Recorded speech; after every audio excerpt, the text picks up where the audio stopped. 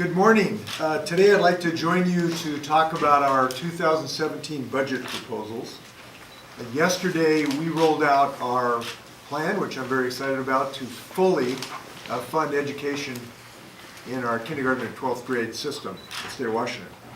And I was joined yesterday by education leaders from across the state who really recognize the importance of fully investing in the education of our children.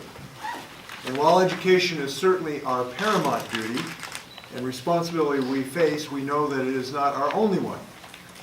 In the upcoming year, we have a similar opportunity to tackle our long-standing challenges in mental health.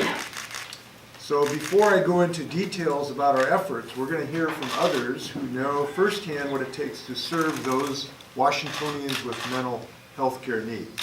I'd like to thank Dave and Rick and Vanessa and Rick for their on behalf of parents and patients and their families. I want to also acknowledge other behavioral and health homeless leaders who are with us today.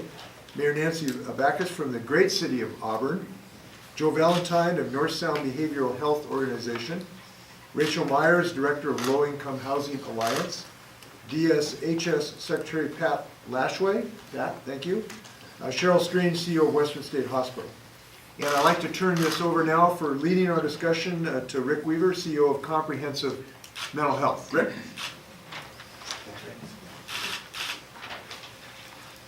Good morning. My name is Rick Weaver. I'm the CEO of Comprehensive Healthcare in Yakima, Washington. I've worked in community mental health in Washington State for over 40 years. And during that time, I've learned that community-based treatment, located close to home, near family and community supports, makes a difference. Good morning. My name is Vanessa Gaston. I'm the Director for Clark County Community Services, and we manage many of the human service programs in Clark County. I also served as the lead for Southwest Washington, which consists of Clark and Skamania counties, to implement early adopter for full Medicaid integration, which is an initiative that I want to thank the governor and the state staff for actually putting that in place in the legislature for the legislation, Senate Bill 6312, which actually integrates the medical, mental health, and substance use disorder programs. Good morning. I'm Rick Bishop, Chief Corrections Deputy for the Clark County Sheriff's Office in Vancouver, Washington. Thank you for the opportunity to allow me to speak to this portion of the governor's proposed budget.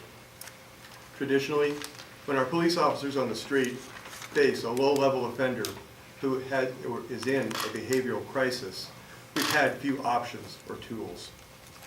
The criminal justice system is difficult to navigate without being in crisis.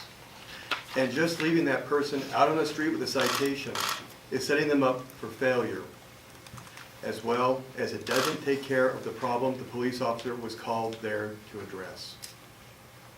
These people obviously need help. With no other options, our police officers out on the street bring them to the jails in the hope that they'll be safe, warm, fed, get some medical or mental health help, and maybe get stabilized. But jail is not the right place for some of these individuals. Johnson. I'm the CEO of Navos Behavioral Health Solutions, and I'm also a board member at the National Council for Behavioral Health. I appreciate the thoughtful combination of many improvements to the behavioral health system that are included in Governor Inslee's proposal. One example of a cost-saving and effective 21st century mode of treatment that is included in Governor Inslee's proposal is the use of peer support services to shorten inpatient stay and to decrease recidivism for people who have left the hospital.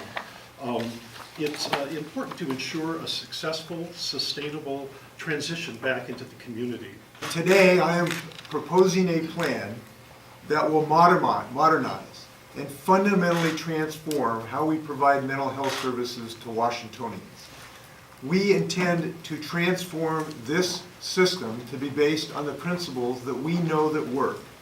We intend to have a modern mental health care system based on principles of prevention, on diversion from the criminal justice system, on high quality care for people where they can do the best, which is in their communities, to give them the most freedom and the most connection with their communities. And we know that when we modernize and transform our mental health care system, Washingtonians will have the best chance to get better. And when they get better, our loved ones return to our families, our employees return to employment, and we reduce the load on the criminal justice system.